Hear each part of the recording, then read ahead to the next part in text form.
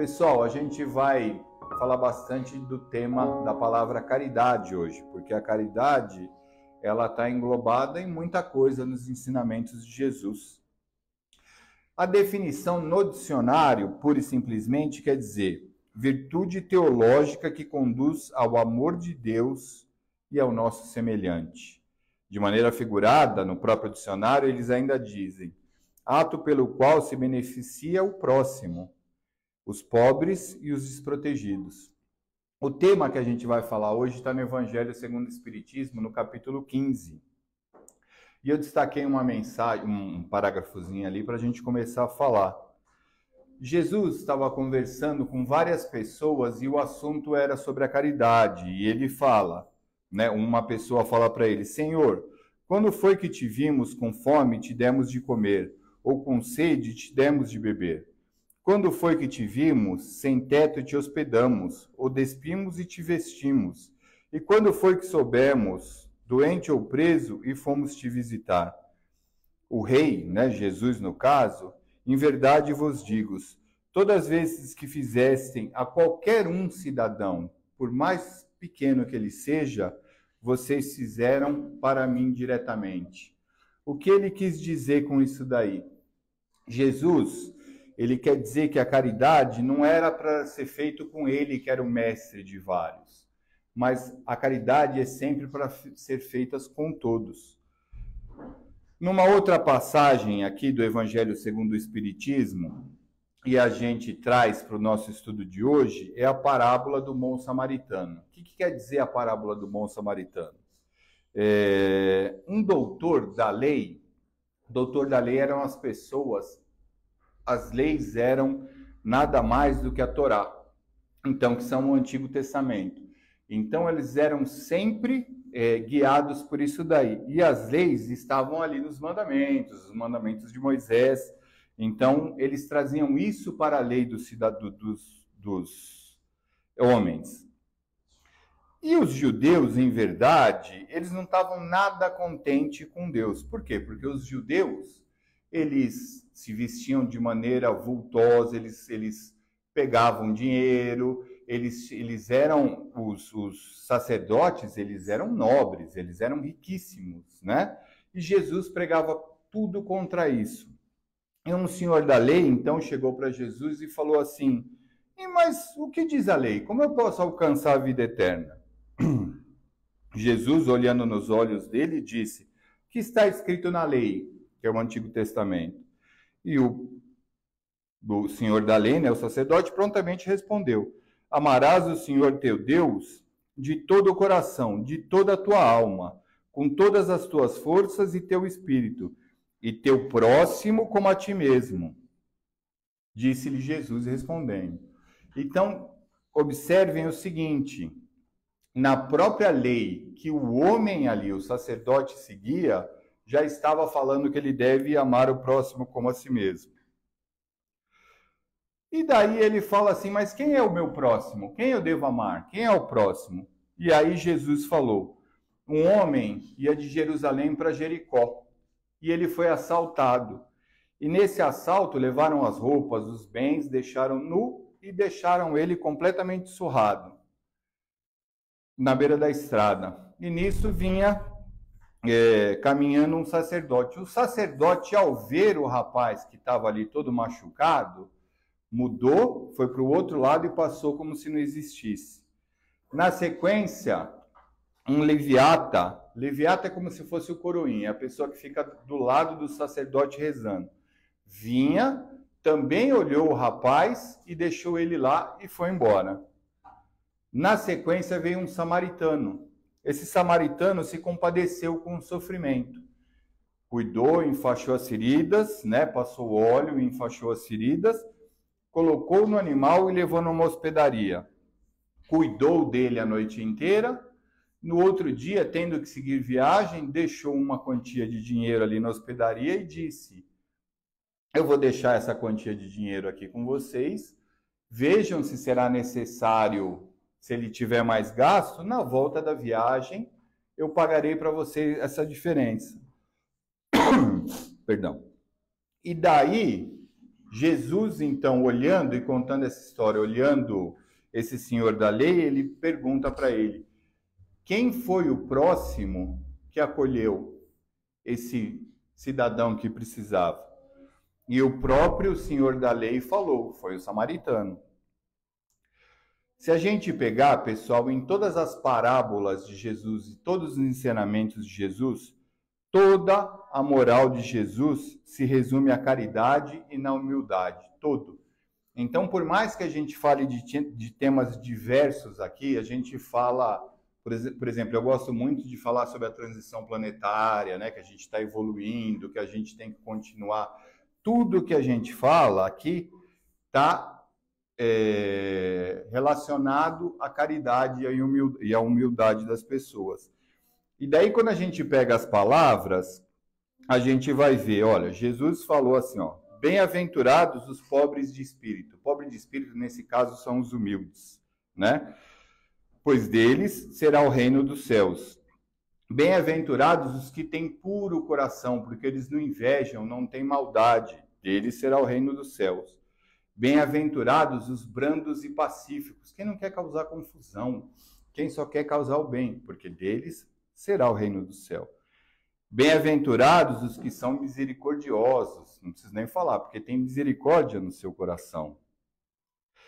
E amai nos ensinamentos dele, ele próprio diz, amai o próximo como a si mesmo, fazei com os outros o que vocês querem que façam com vocês.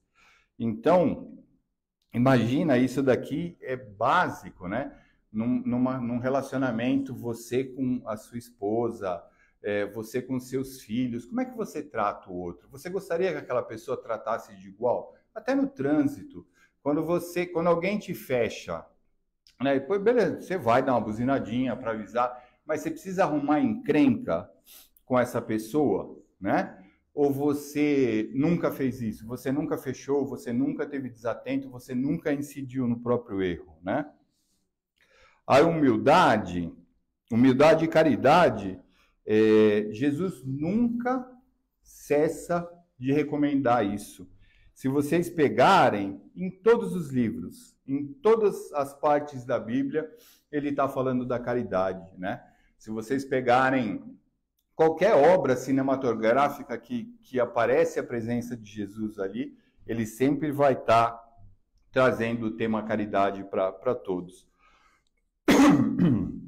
Perdão de novo. E hoje em dia, a caridade está se tornando algumas vezes banalizada e algumas vezes está deixando de lado.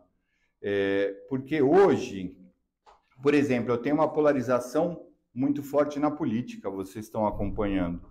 E um acha que o outro, então, o que é extremista de um lado acha que o outro é burro e assim por diante, e se ofendem e brigam, né? Eu não tenho caridade, eu não tenho compaixão, até por entender que a opinião de uma pessoa que não sou eu pode ser diferente da minha e tudo bem. Não existe a verdade suprema nesse reino. Nós ainda estamos no mundo de provas e expiações, pessoal. E daí a gente tem uma coisa que está muito latente para mim, que são as redes sociais. Hoje eu tenho muita gente ali que faz aquela falsa caridade. Então a pessoa acha que ela compartilhou um link de alguma coisa, ela fez caridade. Não fez, pessoal. A caridade é quando eu entro em ação. E eu não preciso necessariamente ser aquela pessoa, eu vou então doar tudo do meu corpo, não. Em vez de compartilhar, faça uma oração. Uma oração nunca sai de moda, né? Então, o pessoal a gente teve agora esse sufoco lá no Rio Grande do Sul, e as pessoas compartilham. Teve gente que foi lá fazer vídeo para se promover, não é? Então, é muito melhor eu pegar essa caridade e fazer alguma coisa com as minhas próprias mãos, que eu vou num posto de doação, limpe meu guarda-roupa, faço básico isso daí, mas que eu faça alguma coisa e não fique querendo apenas no conforto do meu lar fazer alguma coisa, ou só no discurso. Tem gente hoje que tem opinião muito forte. Porque eu acho completamente errado, eu tenho que fazer isso, só que ele não faz nada, ele fica só no discurso, né? Ah, porque eu acho que isso, e são as pessoas que são completamente donas de uma verdade que não existem e ofendem as outras pessoas. E às vezes essas pessoas estão fazendo muito mais do que ela, que só sabe falar, só sabe criticar e só sabe julgar, certo? Paulo de Tarso, eu acho que todo mundo conhece, a gente no curso, a gente teve uma aula a semana passada falando sobre Paulo de Tarso. Para mim ele traz a parte mais linda da Bíblia e eu queria ler para vocês aqui, que é a carta aos Coríntios, e vocês já ouviram partes disso daí. Eu não sei se vocês sabem de Paulo de Tarso, se vocês não sabem o contexto disso daí. Paulo de Tarso, ele estava falando sobre o amor ao próximo. E numa da carta aos Coríntios, por quê? Em suas várias viagens, ele não conseguia propagar a palavra de Jesus uniformemente para todos ao mesmo tempo. Então ele enviava a carta. E numa das cartas, porque estava tendo muita confusão com os judeus que eram contra a palavra de Jesus por tudo que eu falei. E ele mandou essa carta aos Coríntios. Ainda que eu falasse a língua dos homens e dos anjos, e não tivesse amor, seria como um metal que soa ou como o sino que tine. E ainda que tivesse o dom da profecia e conhecesse todos os mistérios, a ciência, e ainda tivesse toda a fé, de maneira a qual eu conseguisse transportar montanhas, se eu não tivesse amor, eu nada seria. E ainda que distribuísse toda a minha fortuna para o sustento dos pobres, e que ainda entregasse o meu corpo para ser queimado, se eu não tivesse amor, nada disso aproveitaria. O amor é sofredor, é benigno, o amor não é invejoso, o amor não trata com leviandade, não se enobrece, não se porta com indecência, não busca os seus interesses, não se irrita e não suspeita do mal. Não folga a injustiça, não folga com a verdade. Tudo sofre, tudo crê, tudo espera, tudo suporta. O amor nunca falha, mas havendo profecias serão aniquilados, havendo línguas cessarão, havendo ciência desaparecerá. Porque em parte, conhecendo, em partes profetizamos. Mas quando vier o que é perfeito, então quem em parte poderá ser aniquilado. Dessa maneira, o amor sempre vence, sempre suporta. Essa é a carta de Paulo aos Coríntios, tá? Então, que nós tenhamos nessa palavra que o amor sempre vence. Eu sei que é muito difícil a gente amar ao próximo. É difícil a gente amar a pessoa que assaltou a gente, a pessoa que matou um ente querido, a pessoa que nos fez muito mal. Mas pensem que um dia todo mundo vai amar o próximo como a si mesmo. E a gente vai ter isso aqui na Terra. Dessa maneira, não vão ter mais os criminosos, não vão ter mais o político corrupto que rouba em favor. É muito difícil para a gente ter a paciência do tempo de Deus. Nós queremos que tudo seja resolvido no nosso tempo, no tempo dos homens. E nós temos que passar por muita coisa para nós atingirmos o patamar de Jesus. Muita coisa a gente tem que passar ainda. Essa semana eu queria dividir uma historinha, dá tempo com vocês, muito bacana de Chico Xavier que chegou até mim.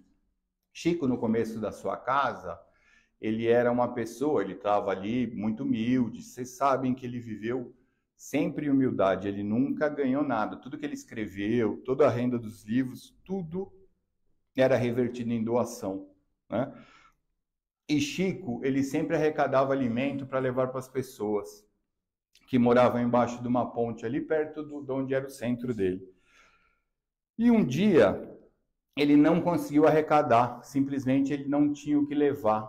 E ele, em oração com as outras pessoas que integravam ali o grupo dele, fervorosamente, de repente eles receberam uma mensagem de Bezerra de Menezes.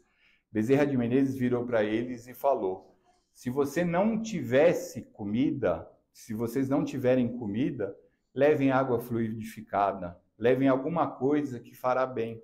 para eles. Então, mesmo com alguns contrariados, eles sentaram, encheram várias jarras de água, rezaram, pediram que a espiritualidade fluidificasse aquela água e levaram aquela água até as pessoas que necessitavam.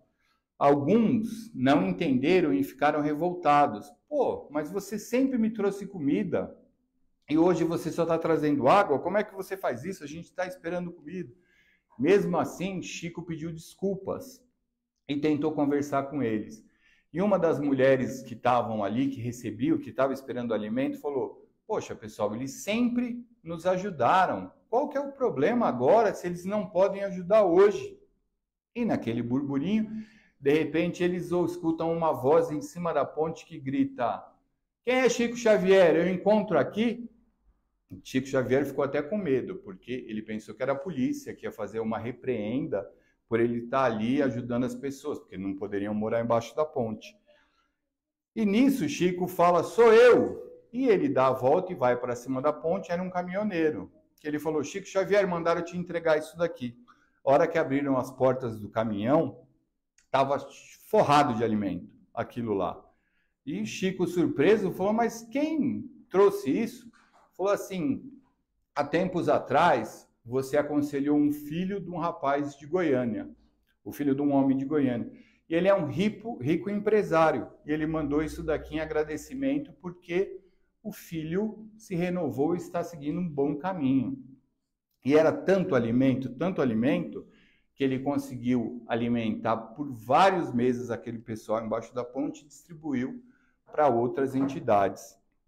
Mas o curioso, e vocês vão procurar isso daí, porque eu sei que vocês têm dúvida quando a gente faz a preleção, Chico perguntou para o caminhoneiro: mas como é que você sabia que eu estava aqui nessa ponte, se você foi no meu centro entregar, e como é que você chegou aqui? Ele falou: porque tinha um senhor no jardim. Chico ainda pensou: pô, mas minha casa está sozinha, só falta ter sido assaltado, né? Ele falou: mas quem era o senhor? Era um senhor de barba. Mas senhor de barba, você sabe quem é? Sim, ele se identificou: Bezerra de Menezes. Bezerra de Menezes se materializou para indicar onde Chico estaria e o alimento se fazia necessário. Então pensem, meus amigos, que sempre que a gente precisar, a espiritualidade vai nos ajudar. Quando eu faço o bem para alguém, esse bem volta para mim. Saiam com essa memória: se eu faço bem, o bem volta. Se eu fizer o mal também volta. Tá bom?